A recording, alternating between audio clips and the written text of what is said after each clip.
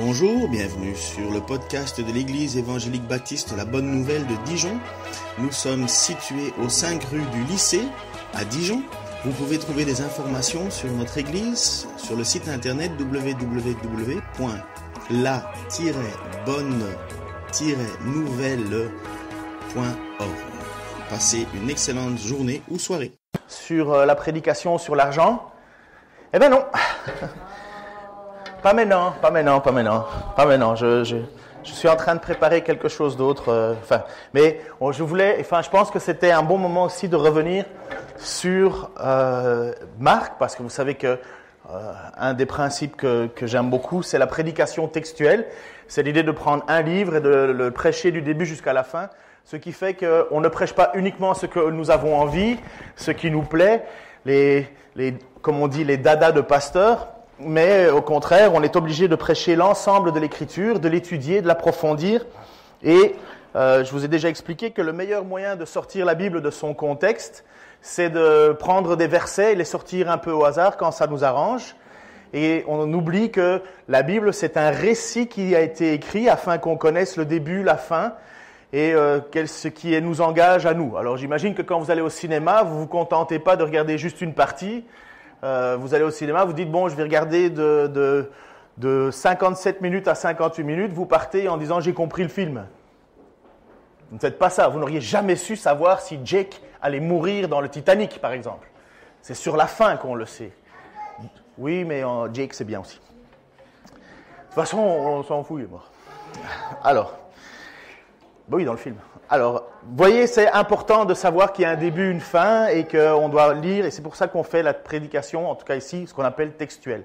Et aujourd'hui, on est dans Marc, chapitre 6, versets 7 à 15.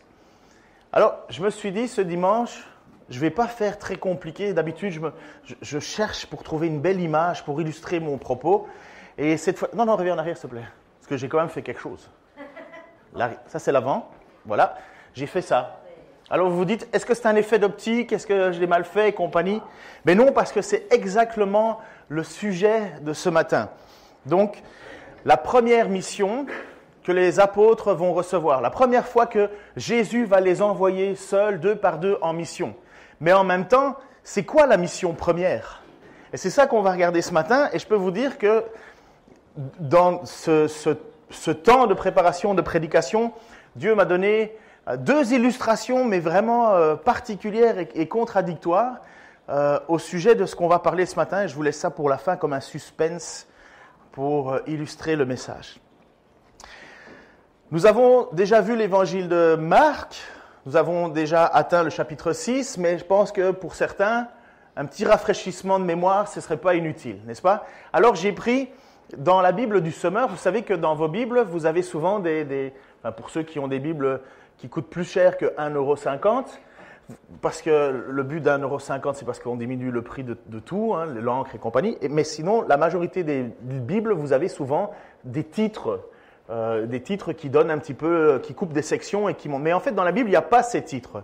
Mais parfois, ça sert à pouvoir un petit peu se souvenir de quoi la Bible parle.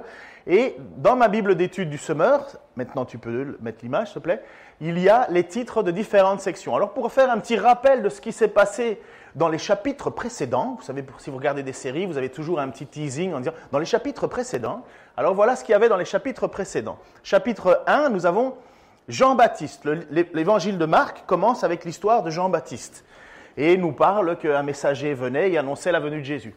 Après ça, vous avez directement dans l'évangile de Marc le baptême et la tentation de Jésus. Jésus se fait baptiser par Jean-Baptiste. Jean-Baptiste ne comprend pas trop pourquoi, parce qu'il dit « Celui qui vient après moi est plus grand que moi » et ainsi de suite. « Je ne suis pas digne de lier la courroie de ses sandales. » Et finalement, il ne comprend pas trop. Jésus lui dit « Baptise-moi, c'est bon. » Et directement, le texte nous parle que Jésus est enlevé au désert et est tenté par le diable. Donc c'est marrant, hein? Rappelez-vous ceci, baptême, suite, tentation. Alors certains disent, il faut que je sois absolument parfait pour me faire baptiser. Non, il faut absolument que tu reconnaisses que tu es pécheur pour te faire baptiser. Et puis après ça, il va y avoir la difficulté de la vie chrétienne avec toutes les tentations qui vont prouver que tu es sauvé. Après ça, vous avez les premiers disciples. Disciple n'est pas égal apôtre. Le premier disciple, là, c'est quand Jésus commence à appeler les uns les autres à le suivre. Donc il va appeler... Pierre, il va appeler Jean, il va appeler Nathanaël et ainsi de suite. Et puis après ça, vous avez une petite partie de temps d'exorcisme, guérison et prédication. Jésus fait les enseignements et en même temps, il commence à chasser les démons et il fait des guérisons. Après, vous avez encore un temps où Jésus guérit des malades et pardonne ses péchés. Quel est-il plus facile de dire ? Je te pardonne tes péchés ou lève-toi, prends ta natte et marche. Mais afin de vous prouver que le Fils de l'homme a le pouvoir de pardonner les péchés sur la terre, je te le dis, prends ta natte, lève-toi et marche. Donc, ce que Jésus veut montrer, c'est le pouvoir qu'il a de pardonner les péchés, parce que seul Dieu peut faire cela. Et d'ailleurs, c'est ce qui scandalisait les religieux de l'époque. Ils disaient, mais qui es-tu pour oser dire « je pardonne les péchés » ? Puis pour ça, vous avez Jésus qui est contesté, parce qu'une des choses que vous savez, c'est que Jésus n'a pas fait l'unanimité. Loin, loin, loin de là. Parfois, on idéalise le Jésus. On idéalise, on pense que quand il marchait dans les rues, tout le monde était d'accord avec lui. Non, en fait, c'était presque totalement le contraire. Jésus est maître du sabbat. À un certain moment, il va expliquer que le sabbat n'a pas été fait pour l'homme. L'homme n'a pas été fait pour le sabbat, mais le sabbat a été fait pour l'homme. Et il va dire, Jésus, j'ai autorité sur le sabbat. Le sabbat, c'est un jour où l'on consacre à Dieu, totalement à Dieu, rien qu'à Dieu. Un jour qui est fait pour arrêter toute chose et dire, Seigneur, je prends un temps pour toi. Jésus étant Dieu, il est le maître du sabbat et il est celui qui reçoit le sabbat. Donc, il apprend ça, encore une fois, scandale parmi les religieux. Mais il faut savoir que les gens ne savent pas qui est vraiment encore Jésus devant eux. Ils ne reconnaissent pas Jésus comme étant le Fils de Dieu. Pour eux, c'est impensable, toutes ces choses-là. Jésus, parmi les foules, il est au milieu des gens, Jésus. Après ça, nous avons le choix à ce moment-là des apôtres. Il choisit au milieu de ses disciples, il en choisit 12. Donc, si vous lisez dans Matthieu, lui, il va plutôt en parler au chapitre 15. Jésus, à un certain moment, il y en a certains qui lui disent « Mais de qui as-tu cette autorité ? Tu la tiens du diable. » Parce qu'il y a seulement par le diable que tu peux faire cela. Et Jésus dit « Ouh là là là, attention, il y a des péchés qui sont pardonnables, mais il y a un péché qui est impardonnable. Et le péché impardonnable, c'est de déclarer que moi, Fils de Dieu, je fais ces actes au nom du diable. » Et là, Jésus, il n'y aura pas de pardon. Alors souvent, on est un peu stressé avec cette chose-là. On se pose la question quand on lit la Bible et on se dit ah, « Est-ce que j'ai commis le péché impardonnable ?» Si tu te poses la question, c'est que tu ne l'as pas fait.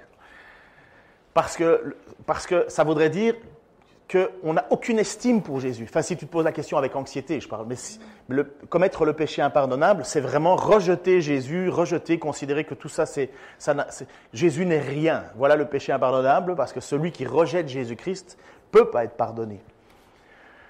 Vous avez, après ça, la vraie famille de Jésus. Vous savez que la famille de Jésus vient pour le chercher en lui disant « Écoute, calme-toi un petit peu, il faut que tu te relaxes, là, viens prendre un thé à la maison. » Enfin, je paraphrase en grec. Mais, donc, et Jésus dit « Non, je suis là pour servir. » Parce que justement, il considérait que Jésus ne dormait pas, ne mangeait plus, il était tout le temps occupé, et ainsi de suite. Et Jésus dit, mais ma vraie famille, ce sont ceux qui font la volonté de mon Père. Voilà ma mère, voilà mon frère, voilà ma sœur, celui qui fait la volonté de mon Père. Après ça, vous avez la parabole du semeur. Vous savez, cette histoire-là qui montre ce qu'est, comment recevoir et que veut dire être chrétien finalement. Ce n'est pas juste recevoir une petite graine et puis voilà, j'ai ma petite graine. Non, il y a des fruits à porter. Il y a une vie qui doit se manifester. Puis après ça, nous avons la parabole de la lampe, nous avons la parabole de la semence, nous avons la parabole de la graine, de la moutarde, tout ça pour illustrer toujours ce qu'est le royaume de Dieu.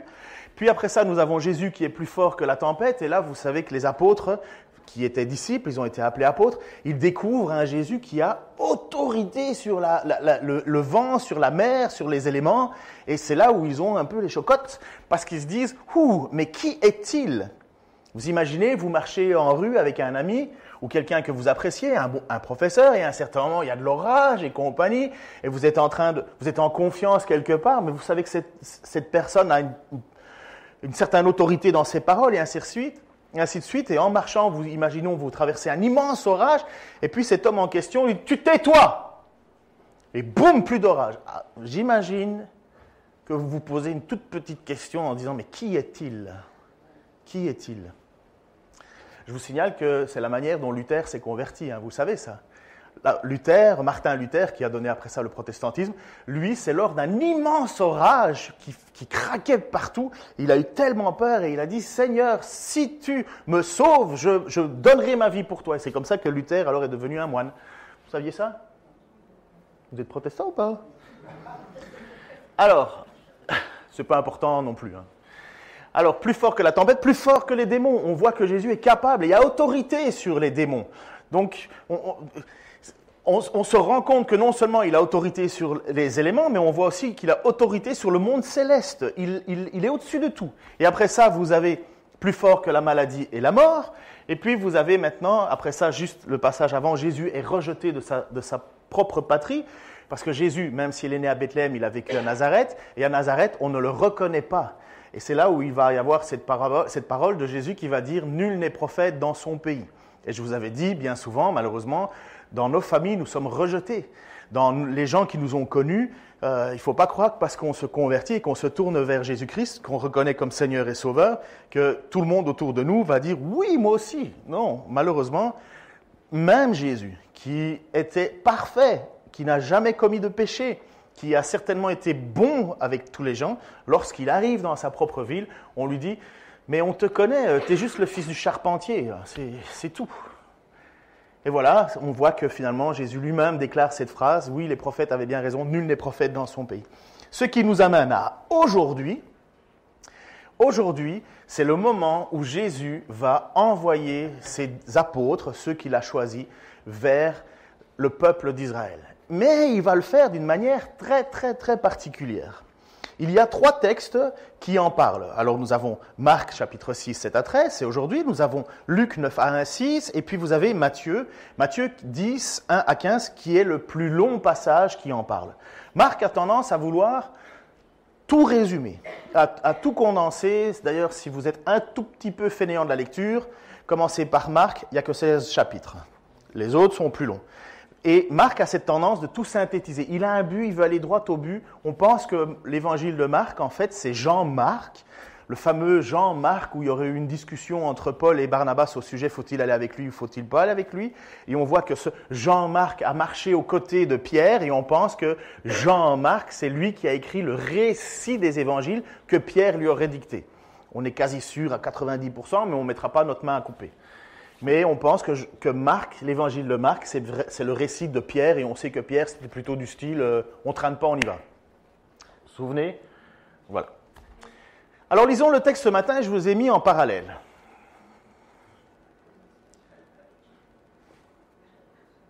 Ok, j'ai oublié un truc. Merci Denis. Qu'est-ce qu'un apôtre? Pour ceux qui croient en Jésus-Christ comme Seigneur et Sauveur, on est... Allez, que quelqu'un se jette à l'eau, les autres ne vont pas vous attaquer si vous dites mal. Un suiveur de Christ, c'est quoi? Merci Aurélien. Un disciple. Il y a une différence entre être disciple et être apôtre. Nous sommes tous disciples à partir du moment où nous reconnaissons Jésus-Christ comme Seigneur et Sauveur. À l'époque, c'était un petit peu différent. Disciples, c'était tous des gens qui suivaient Jésus.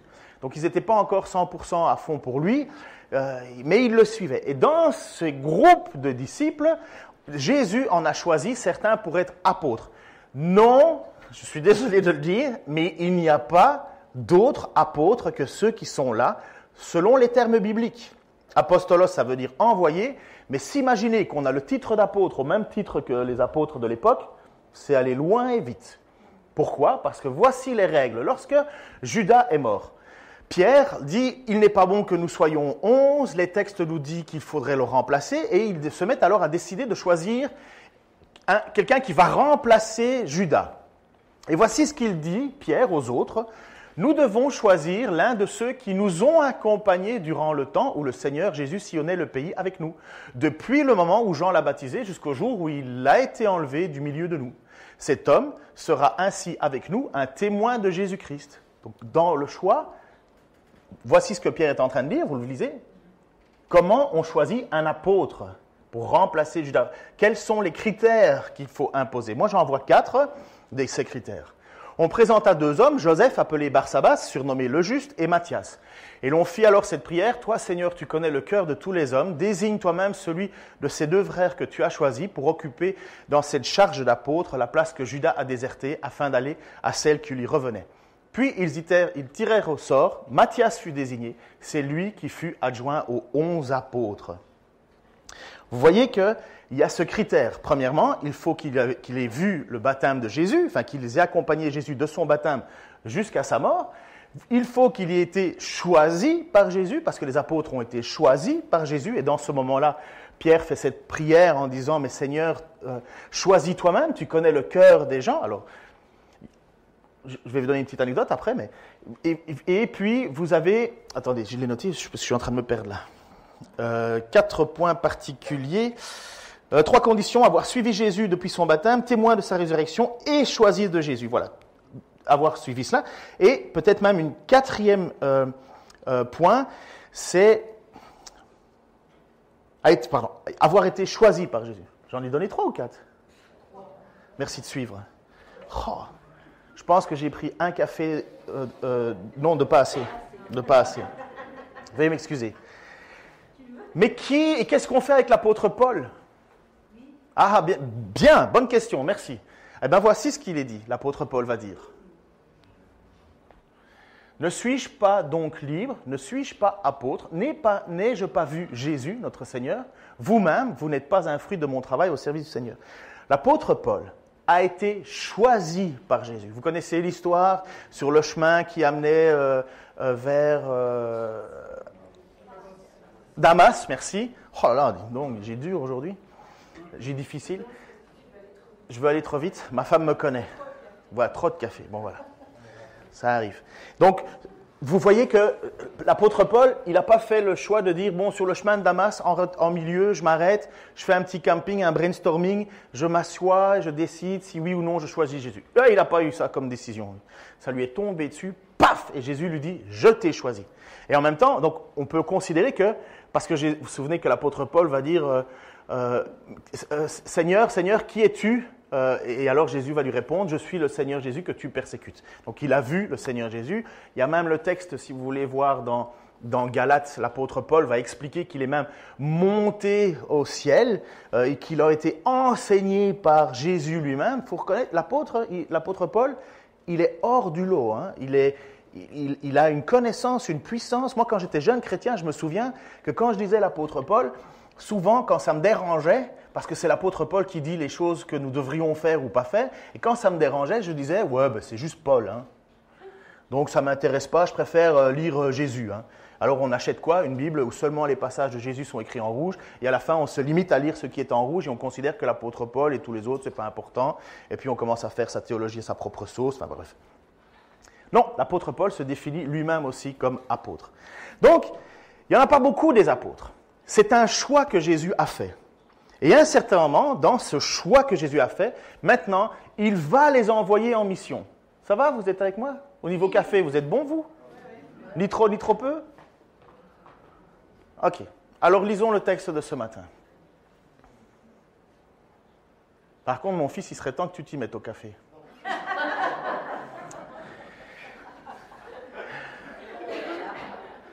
Il appela les 12, je vous ai mis les textes en parallèle. Il appela les 12 et les envoya en mission, 2 par 2, en leur donnant autorité sur les esprits mauvais. Il leur recommanda de ne rien emporter pour la route, sauf un bâton.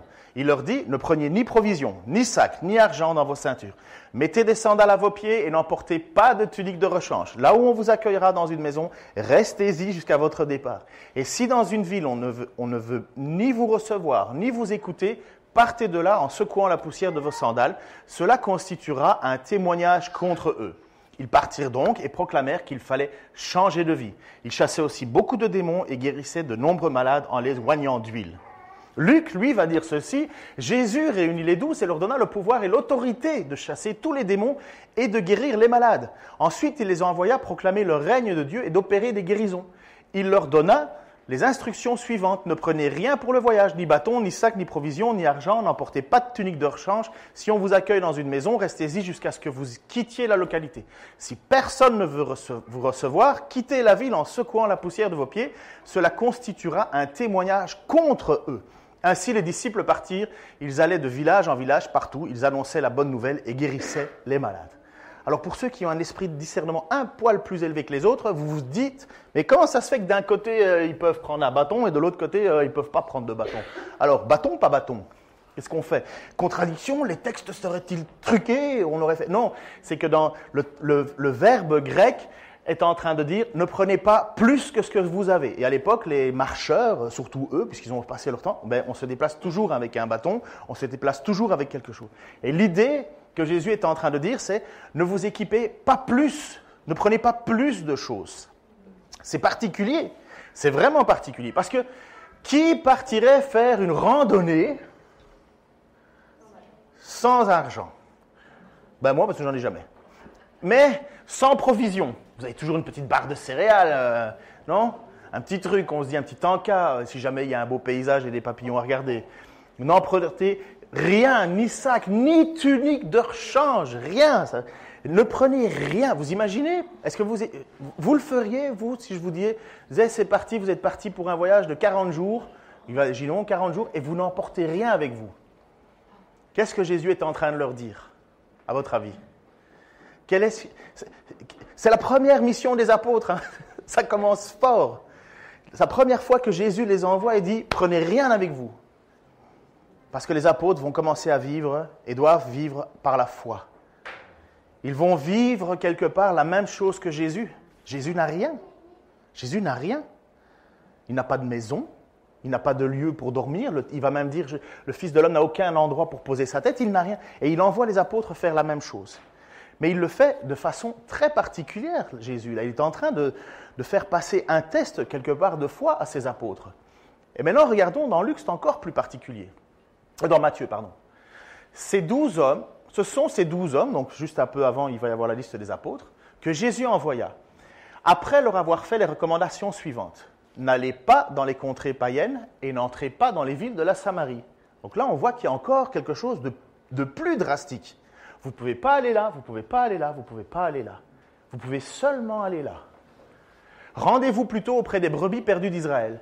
Partout où vous passerez, annoncez que le règne des cieux est tout proche. Guérissez les malades, ressuscitez les morts, rendez purs les lépreux, expulsez les démons. Vous avez reçu gratuitement, donnez gratuitement. Ça veut dire, ne vous faites pas payer pour toutes ces choses. Ne vous faites pas payer pour ressusciter les morts. Ne vous faites pas payer pour rendre purs les lépreux. Ne vous faites pas payer pour expulser les démons. Ne vous faites pas payer pour guérir les malades. Vous avez reçu gratuitement, donnez gratuitement. Vous avez reçu gratuitement, c'est parce que quand Jésus les envoie, il les envoie avec l'autorité de pouvoir le faire. Ne mettez dans vos bourses ni or, ni argent, ni pièces de cuivre. Là, Jésus est en train de dire, même pas de petite monnaie. Même pas de petite monnaie. Et rien du tout, pièce de cuivre, c'était la plus petite pièce qui était possible d'avoir. N'emportez pour le voyage ni sac, ni tunique de rechange, ni sandales, ni bâton, car l'ouvrier mérite sa nourriture. C'est un petit lien avec ce qu'on avait prêché la semaine passée. Vous savez, je vous avais dit qu'il y avait un gars qui disait « Ah ouais, mais il ne faut pas que ceux qui vivent de l'Évangile soient payés, ils doivent faire gratuitement parce qu'on a reçu gratuitement, il faut donner gratuitement. » C'est encore une fois sortir de son contexte parce que Jésus va dire « Ne prenez rien, les gens vont pourvoir à vos besoins. » Parce que ne demandez pas d'argent pour faire les choses, mais il est normal que vous receviez en retour de ce que vous faites. Vous ne le faites pas pour l'argent, mais parce que vous le faites, on va vous aider. Parce que c'est normal qu'un ouvrier mérite son salaire. Chaque fois que vous arriverez dans une ville ou un village, faites-vous indiquer quelqu'un de recommandable et restez chez lui jusqu'à votre départ de la localité. Pourquoi ? Parce que Jésus n'a pas envie que les apôtres commencent en rentrant dans une maison, on les accueille, et puis après ça, imaginons, ils commencent alors à parler du règne de Dieu dans ce village, et ils sont arrivés chez une petite dame pauvre. Vous savez, elle n'a pas grand-chose, le luxe est microscopique, ils sont mal assis, ils dorment mal, imaginons. Et puis après ça, ils vont dans la ville et ils commencent à annoncer le royaume de Dieu, et boum, on tombe sur un gars qui est richissime et qui accepte mais venez à la maison, j'ai un jacuzzi, j'ai une terrasse avec vue panoramique, j'ai le tout confort. L'apôtre, Jésus leur dit, non, vous arrivez dans un endroit, vous restez là jusqu'au moment où vous quittez. Vous n'êtes pas là pour vous faire gâter, les gars. Vous n'êtes pas là pour vous faire entretenir, même si vous méritez votre salaire.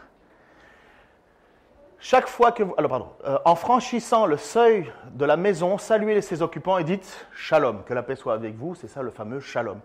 S'ils en sont dignes, qu'elle repose sur eux. Sinon, qu'elle vous revienne. Si dans une maison ou dans une ville, on ne veut pas vous recevoir ni écouter vos paroles, quittez la maison ou la ville en secouant la poussière de vos pieds. pourquoi? Pourquoi Jésus envoie ses apôtres uniquement chez les Juifs?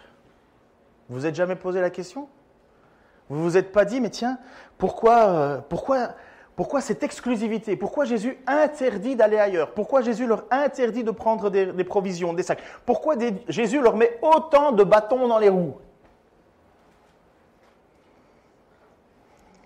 Parce que les apôtres sont en train de vivre la même chose qu'ils ont vécu avec Jésus.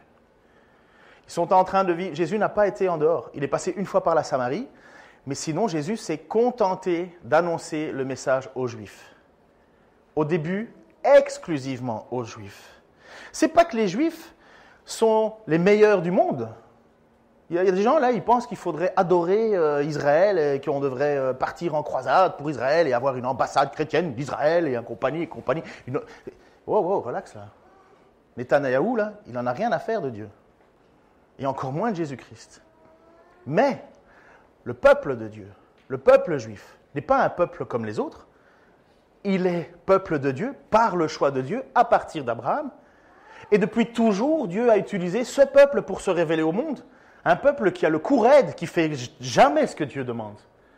Le privilège qu'il a est un privilège lourd à porter. Imaginez qu'on décide que la France serait le peuple de Dieu, qui devrait témoigner Dieu ailleurs. On l'a vu, hein, à un certain moment, la France était considérée comme étant la fille de l'Église. Vous avez vu ce que ça a donné, hein? Pour nous les protestants, on a morflé. Hein?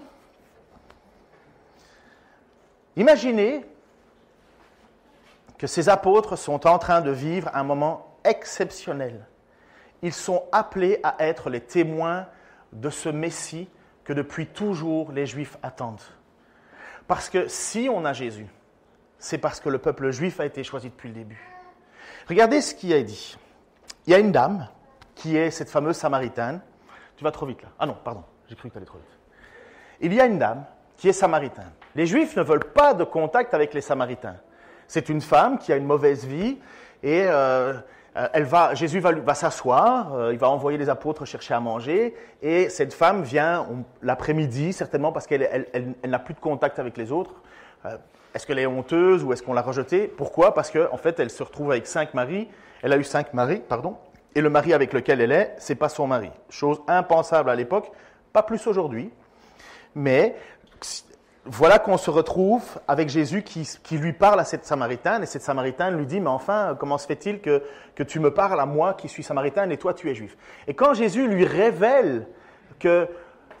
Jésus va lui faire cette phrase en disant, mais va chercher ton mari.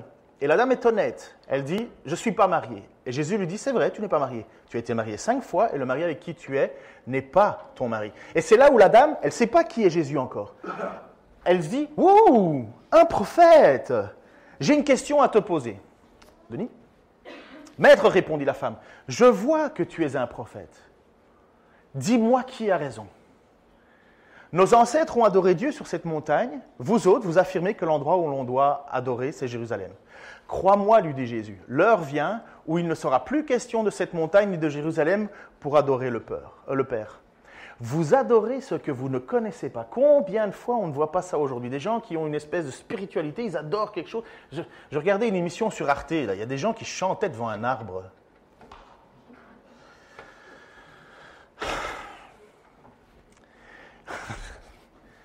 Parfois, on a l'air quand même fou, hein, les êtres humains. Mais Jésus est en train de dire ça. Vous adorez ce que vous ne connaissez pas?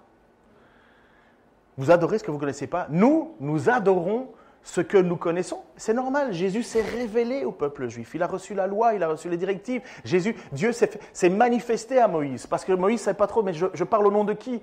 Et Dieu lui a dit, je vais te dire au nom de qui tu vas parler. Je suis celui qui suis. Vous connaissez ce passage-là? Et voilà qu'il dit, mais nous connaissons ce que nous adorons, car le salut vient du peuple juif. Ce n'est pas un peuple quelconque. Mais l'heure vient, et elle est déjà là, où les vrais adorateurs adoreront le Père en esprit et en vérité. Car le Père recherche des hommes qui l'adorent ainsi. Dieu est esprit, et il faut que ceux qui l'adorent par l'esprit et en vérité. La femme lui dit, je sais qu'un jour, un Messie doit venir, celui qu'on appelle le Christ. Et quand il sera venu, il nous expliquera tout. Je suis le Messie. moi qui te parle, lui dit Jésus. On voit dans cette petite rencontre que Jésus est en train de dire, vous savez, le salut, il ne viendra pas d'ailleurs de chez les Juifs. Parce que les Juifs, ils adorent un Dieu qu'ils connaissent.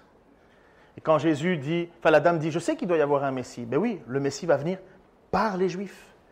Donc même cette dame qui a très peu de connaissances, qui adore ce qu'elle ne connaît pas, Jésus est en train de lui révéler, ne cherche pas dans d'autres peuples. C'est là que ça se passe. Et maintenant un autre passage, toujours pour montrer l'importance du peuple juif, un passage qui peut vous secouer, parce que bien souvent, comme je vous l'ai dit, quand on s'imagine Jésus, on s'imagine un Jésus douceret, gentil, cool avec sa belle-mère, sympa, toujours jamais un mot plus fort que l'autre, un Jésus qui politiquement totalement correct, on l'inviterait sur tous les plateaux de télévisés, parce qu'on se dirait, tiens, il va toujours dire ce qu'on aime entendre. Ah non, Jésus est loin d'être comme ça. Jésus, il est le Dieu de vérité. Le Dieu, oui, qui fait grâce, mais n'oubliez jamais, le même Dieu qui jette en enfer. Un Dieu 3 fois saint, un Dieu parfait, un Dieu qui ne ment pas, un Dieu qui ne change pas, mais un Dieu qui fait grâce. Et à un certain moment, donc il est là en train de marcher dans la rue, et en quittant cet endroit, Jésus se rendit dans la région de Tyr et de Sidon. Et voilà qu'une femme cananéenne, donc de nouveau, pas une juive, loin de là même, qui habitait là, vint vers lui et se mit à crier « Seigneur, fils de David, aie pitié de moi. Ma fille est sous l'emprise d'un démon qui la tourmente cruellement. » Mais Jésus ne lui répondit pas un mot. Vous savez, quand quelqu'un vous parle, hey, toi, là, t'es comme ça, là. C'est troublant, non? On parle de notre Jésus-Christ, là. Ses disciples s'approchèrent et lui dirent, écoute, renvoie-la, car elle ne cesse de nous suivre en criant. C'est comme si les apôtres, à un certain moment, ils avaient envie de taper sur l'épaule de Jésus en disant, fais quelque chose, arrête de la nier, s'il te plaît. Arrête de faire semblant de ne pas l'avoir entendue. Tout le monde l'entend et elle nous casse les pieds. Ce à quoi il répondit, ma mission se limite aux brebis perdues du peuple d'Israël. Je ne lui parle pas à elle. Voilà ce que Jésus est en train de dire. Je ne lui parle pas à elle. Je ne suis pas là pour elle, moi. Qu'elle continue à crier. Mais la femme vient se prosterner devant lui en disant, Seigneur, viens à mon secours. Et alors Jésus va lui faire passer un test. Il lui répondit, il ne serait pas juste de prendre le pain des enfants de la maison pour les jeter aux petits chiens. C'est quand même, à mon avis, la première fois que vous entendez Jésus déclarer à quelqu'un que c'est un chien, un petit chien, une cananéenne. Il n'est pas bien là, de prendre... Donc c'est une image, mais dans l'image, là, c'est peu flatteur, n'est-ce pas? Voilà ce que Jésus va dire. La dame va répondre avec, selon moi, une foi, une détermination, un besoin cruel de Jésus. Elle ne l'appelle pas n'importe comment. Apparemment, elle sait très bien que Jésus est le fils de David. Ce n'est pas n'importe quoi dire que Jésus est le fils de David. Ça veut dire qu'elle voit que Jésus est l'accomplissement des prophéties. Puisque Dieu avait dit à David, je ferai de toi un trône éternel et un descendant descendra de toi qui sera chef. Et donc cette dame, elle est là et elle crie, et elle dit une phrase mais qui est magnifique d'humilité et de besoin. C'est vrai, Seigneur, reprit-elle. Et pourtant, les petits chiens mangent les miettes qui tombent de la table des maîtres. C'était tellement fort, c'était tellement humble, c'était tellement profond, c'était tellement juste que Jésus lui dit « Oh femme, ta foi est grande. » Il n'y a pas beaucoup de gens à qui Jésus a dit « Ta foi est grande ». Je pense même que les apôtres, il leur a dit « Combien de temps je vais devoir encore rester avec vous ?» Et là, cette femme cananéenne, qui pourtant est une rejetée, puisque Jésus dès le départ dit « Non, je n'ai rien à voir avec eux », dit, ta foi est grande, qu'il en soit donc comme tu le veux, et sur l'heure, sa fille fut guérie. Je veux juste montrer ces passages-là pour essayer de comprendre pourquoi dans Marc 6, Jésus envoie ses apôtres 2 par 2 seulement parmi les Juifs. Mais il fallait commencer par les Juifs. Il fallait que le peuple sur qui les promesses ont été dites entende en priorité ce message.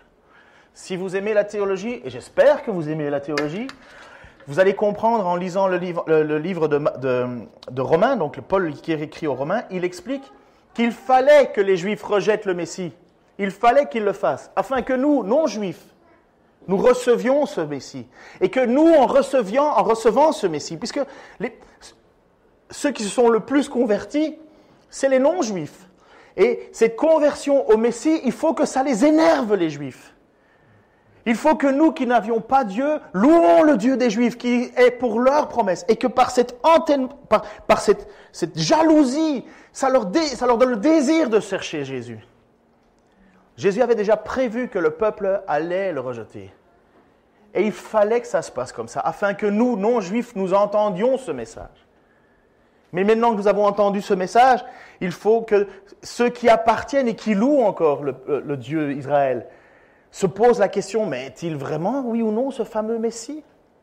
Dieu est souverain, mes amis. Mais il fallait que Jésus aille juste là, et uniquement là. Au départ, il le fallait. Et il envoie ses 12 apôtres. Je n'ai pas assez de temps pour aborder la question de la guérison. Je pense que je ferai le prochain message, mais je veux juste vous dire ceci. Il y a quand même quelque chose de particulier, surtout aujourd'hui. Je l'entends. Et vous avez lu, c'est dans le Figaro, je crois, il y a une dame qui a écrit un article pour résumer les évangéliques. Vous savez c'est quoi le titre? Guérison et karaoké, le succès des évangéliques. Guérison et karaoké. Pourquoi? Vous allez dans une église les 3/4 du temps, là, et c'est en train de devenir exagéré. La seule chose que vous entendez, c'est guérison, guérison, guérison, guérison, guérison. Ils ne veulent plus que ça. Alors, qu'est-ce qu'on dit? Mais regardez, dans le Nouveau Testament, ça guérit constamment. Oui, Jésus a bien donné une mission aux apôtres, une autorité aux apôtres, mais quand les apôtres guérissaient, ça guérissait. Quand les apôtres ressuscitaient, ça ressuscitait. Quand les apôtres purifiaient les lépreux, ça purifiait les lépreux. Aujourd'hui, combien de fois? Les rares fois où on entend, je ne dis pas que ça n'existe plus, mais c'est rare. On n'est plus au même niveau là. On n'est plus dans la même notion. Combien de fois nous n'avons pas prié pour des situations où nous demandons à Dieu de guérir et Dieu dit non, puisqu'il ne répond pas. Cette semaine, on nous appelle. Et je vais avec un frère de l'église visiter une dame. Une dame qui vraiment, elle est dans la souffrance. Je ne donnerai pas de détails, mais elle souffre. Et je vais avec ce frère. Et cette dame, elle a été visitée par tant et tant et tant de pasteurs.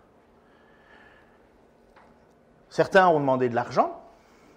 Certains lui ont dit, parce que cette dame, elle désire être guérie. Elle aime le Seigneur, elle le cherche. Cette dame, elle est là et elle nous reçoit. Et elle attend de nous quoi, à votre avis? Qu'on la guérisse. Des gens sont venus dans sa maison, ils ont dit « Ah oui, mais vous ne pouvez pas être guéri, hein? Pourquoi? Mais parce que votre mari n'est pas sauvé encore. Et parce que votre mari a mis des posters de Johnny Hallyday sur les murs. Ce qui bloque le Seigneur. Comprenez? C'est pas que le Seigneur ne veut pas vous guérir, c'est que vous n'êtes pas assez bon pour qu'il vous guérisse. Et puis alors on invente tellement de choses. Elle est sur un groupe Facebook de chrétiens et on lui a même donné le conseil. Une dame s'est même présentée en disant « Je suis un ange du Seigneur et je te demande d'aller acheter du persil, de le couper et de le brûler à la maison. Je suis un ange du Seigneur. » Mes amis, il y a un moment là où ça devient du gros n'importe quoi. Pourquoi? Parce que quelle est la mission première? Je reviendrai là-dessus certainement. Quelle est la mission première des apôtres? Regardez. Ils partirent donc et ils proclamèrent qu'il fallait changer de vie. J'aspirerais qu'à chaque fois qu'on prie pour un frère ou une sœur qui est malade, guérison automatique. Ça serait magnifique. On peut dire au bocage, fermez vos portes, là, allez, faites autre chose, étudiez l'histoire, la littérature. Voilà, vous avez passé 16 ans de votre vie à étudier pour être médecin et abandonne-nous comme ça. Là. Une prière, c'est réglé. Vous voyez ça? Pourquoi? Est-ce que Dieu s'est endormi? Dieu est parti en vacances? On se trompe? On a raté quelque chose? Mais vous savez, il y en a plein qui disent ça. Ah oui, mais dans ces églises-là, il n'y a pas de miracle. C'est parce il y a quelque chose qui leur manque. Paul va leur dire, vous avez Jésus-Christ, il ne vous manque rien. Vous avez Jésus-Christ, il ne vous manque rien. Mais non, on va nous taxer. Ah ouais, mais il ne faut pas aller là, il faut aller là, il faut aller là, il faut aller là. jusqu'à preuve du contraire, 100% des chrétiens terminent au cimetière. Tous. 100%. Alors pourquoi ces guérisons à ce moment-là qui sont manifestes avec cette autorité que Jésus a donnée et le fait qu'aujourd'hui on se retrouve avec, oui, encore des guérisons, amen, moi je ne dis pas qu'il n'y en a plus, mais on n'est plus dans le même rapport. Parce que l'objectif a toujours été le même. Changer de vie. C'est ça que le Seigneur veut que l'on fasse. C'est ça que le Seigneur veut que l'on entende. Que le Messie est venu et qu'il faut changer de vie. Ça a toujours été le discours des prophètes. Revenez à Dieu, revenez à Dieu, revenez à Dieu. Ça a toujours été le discours même de Jean-Baptiste qui a commencé à prêcher et à baptiser. Revenez à Dieu, revenez à Dieu. Quand Jésus est venu, il disait « Je suis le Messie ». Et il fallait qu'il accomplisse les miracles. Il fallait qu'il accomplisse des choses. Et il fallait qu'il donne l'autorité aux apôtres. Pourquoi ? Mais pour dire « Regardez ici, c'est ici que ça se passe ». Je suis l'accomplissement. Quand Jean-Baptiste pose la question, mais est-ce que c'est toi qu'il faut attendre ou il faut en attendre un autre ? Et Jésus lui a répondu, les aveugles voient, les boiteux marchent. Oui, je suis celui que vous attendiez. L'évangile de Jean appellera les miracles des signes, séméon, des signes que c'est bien lui qu'il faut regarder.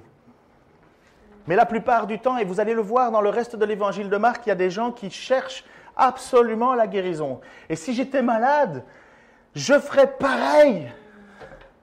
On ne peut pas nier le besoin. Et Dieu est un Dieu de compassion.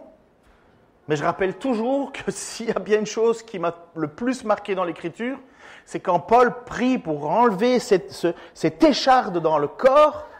3 fois j'ai prié pour que Dieu m'enlève cette écharde. 3 fois Dieu m'a dit non, c'est justement quand tu es faible que je suis fort. Ils ont laissé Trophime, malade à Milet, le petit groupe d'évangélistes, ils ne sont pas 100 000. Eh bien, ils sont obligés d'en laisser un qui est malade, ils sont obligés de laisser Trophime à Milet. Pourquoi ils ne se sont pas imposés la main, voilà, grippe, hop là, réglé. Pourquoi ? Pourquoi Paul va dire à Timothée, mais bois du vin pour tes problèmes de ventre ? Pourquoi il ne dit pas, va chercher quelqu'un pour t'imposer les mains ? Pourquoi il lui dit ça ? C'est qu'il y a autre chose ailleurs. C'est que le plus important, c'est là. Combien comprennent que la guérison, ce n'est pas la finalité. Je prie pour cette dame, parce que vous savez ce qu'elle nous a dit ? On lui annonçait l'évangile. « Ah, vous me troublez, vous me décevez. » Je ne peux pas lui en vouloir à cette dame, parce que, sur Top Chrétien, qu'est-ce qu'on lui dit ? Qu'est-ce qu'elle entend ? Je ne dis pas que c'est Top Chrétien, mais enfin, ça devient un peu un ramassis de n'importe quoi, là. Mais on lui dit, attends ton miracle. Tu as droit à ton miracle. Il faut que tu patientes pour ton miracle. Dieu va te donner ton miracle. Tu l'auras ton miracle. Sauf Paul. Hein. Paul, il a demandé et Dieu lui a dit non. Mais tant pis, hein, Paul. Timothée, lui, il attend encore. Hein. Trophime, il est resté malade. Attends ton miracle. On est parti loin. Là. Regardez ce que Jésus va dire après avoir envoyé 72 autres disciples là. Donc ils partent en mission, donc peu après les 12, il en envoie 72.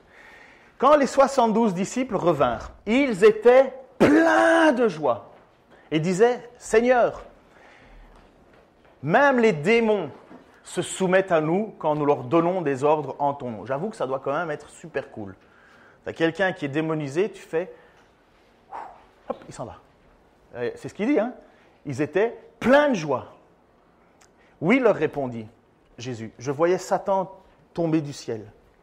Écoutez bien ceci, il est vrai que je vous ai donné le pouvoir de marcher sur les serpents et les scorpions. J'aimerais bien voir ça aujourd'hui.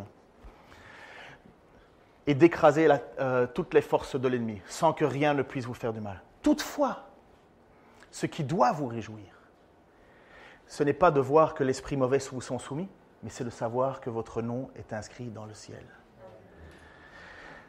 Jamais nous devons être amenés à nier les miracles. Jamais. Ce serait de dire à Dieu, tu n'as pas le droit. Ou Seigneur, on ne veut plus de ça, c'est trop de... Non, jamais on doit enlever l'espoir.